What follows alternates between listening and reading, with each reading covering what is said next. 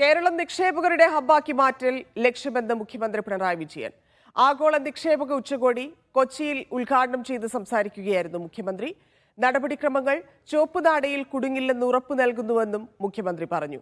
കേരളത്തിന് കേന്ദ്രം പരിപൂർണ പിന്തുണ നൽകുമെന്ന് വാണിജ്യമന്ത്രി പീയൂഷ് ഗോയലും പറഞ്ഞു. കേന്ദ്രമന്ത്രി നിതിൻ ഗഡ്കരി ഓൺലൈനായി പങ്കെടുത്തു.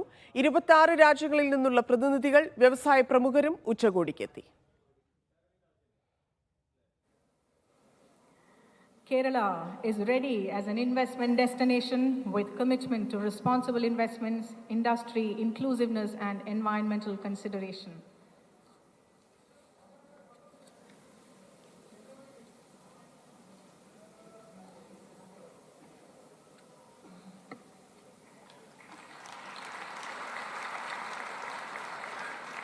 It's a pivotal moment in Kerala's history as the Honorable Chief Minister of Kerala, Shri Pinarayi Vijayan, inaugurates the Invest Kerala Global Summit 2025,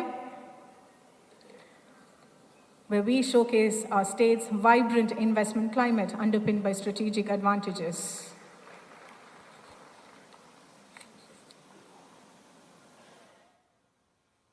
Let me also state that we take criticisms in our stride and try to understand what remains to be done in our march forward and making Kerala an investment destination. For making Kerala an investment destination, the government of Kerala shall strain every nerve and leave no stone unturned. We have an end-to-end approach with a holistic perspective to implement our plan, not incrementally but substantially. This is a political platform.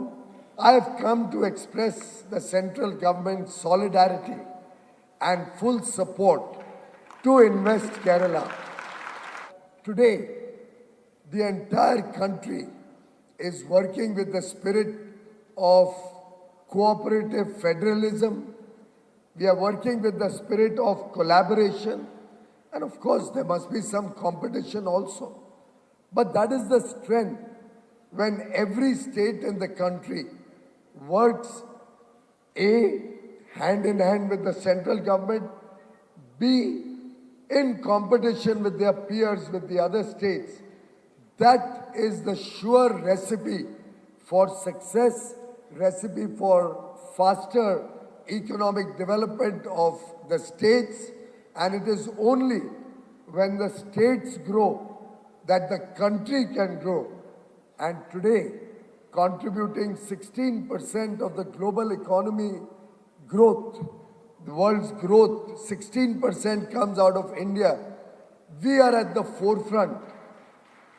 We are at the forefront of providing the growth engine to the world. Sijo V John ചേരുന്നു. സിജോ, വ്യവസായ നിക്ഷേപ രംഗത്ത് വലിയ പ്രതീക്ഷയിലാണോ കേരളം? എന്തൊക്കെയാണ് മന്ത്രിമാർ പറയുന്നത്? Summit എങ്ങനെ നടക്കുന്നു?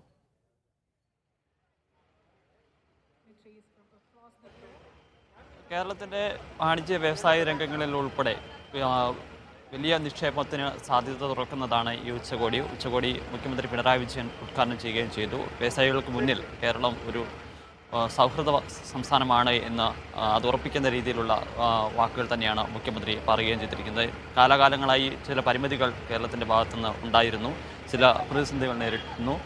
ഈ വ്യവസായം തുടങ്ങുന്നതിന് ചില ബുദ്ധിമുട്ടുകൾ ഒക്കെ സംരംഭകർ ഒക്കെ നേരിടുന്ന ഒരു സാഹചര്യത്തിലേക്ക് പോവുകയും ചെയ്യുന്നു. പക്ഷേ കേരളം മാറുകയാണ്. ഇനി മുതൽ കേരളം ഒരു വ്യവസായ സൗഹൃദ അന്തരീക്ഷത്തിലേക്ക് കൂടുതൽ കടന്നു പോകുന്ന ഒരു സാഹചര്യത്തിലേക്കാണ് പോകുന്നത്. അതിനുള്ള എല്ലാ കാര്യങ്ങളും കേരള സർക്കാരിൻ്റെ ഭാഗത്തു നിന്ന് ഉണ്ടാകുമെന്ന് അദ്ദേഹം ഉറപ്പ് നൽകുകയും ചെയ്തിട്ടുണ്ട്.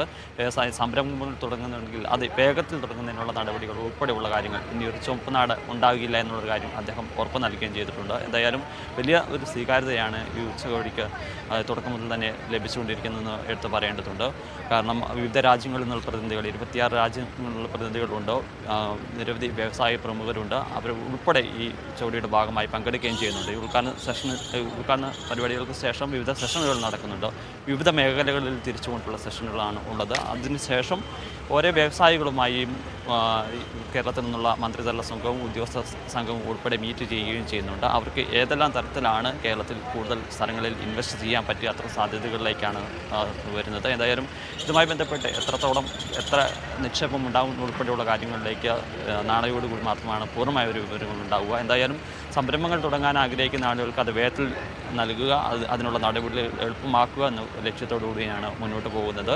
ചില എഗ്രിമെൻറ്റുകൾ ഇതുമായി ബന്ധപ്പെട്ട് ഈ ദിവസങ്ങളിൽ തന്നെ കൊണ്ടുവരാനുള്ള അല്ലെങ്കിൽ എഗ്രിമെൻ്റ് ഒപ്പിടാനുള്ള സാധ്യതകളാണ് നിലനിൽക്കുന്നത്. അതിനുള്ള എല്ലാ ക്രമീകരണങ്ങളാണ് സർക്കാർ ഈ ഉച്ചകോടിയുടെ ഭാഗമായി ഒരുക്കുകയും ചെയ്തിരിക്കുന്നത്.